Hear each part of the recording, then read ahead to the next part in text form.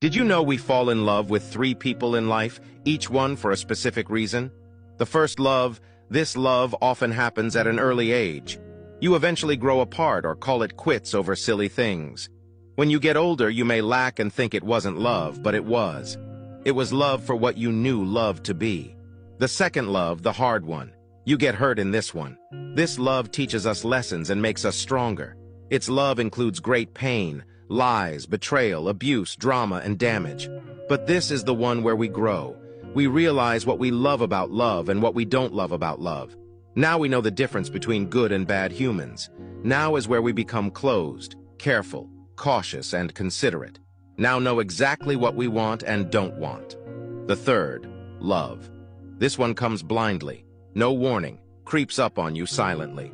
You don't go looking for this love. It comes to you. You can put up any wall you want and it will be broke down. Find yourself caring about that person without even trying. They look nothing like your usual crush types, but you get lost in their eyes daily. You see beauty in their imperfections. You hide nothing from them. You want marriage, family with them.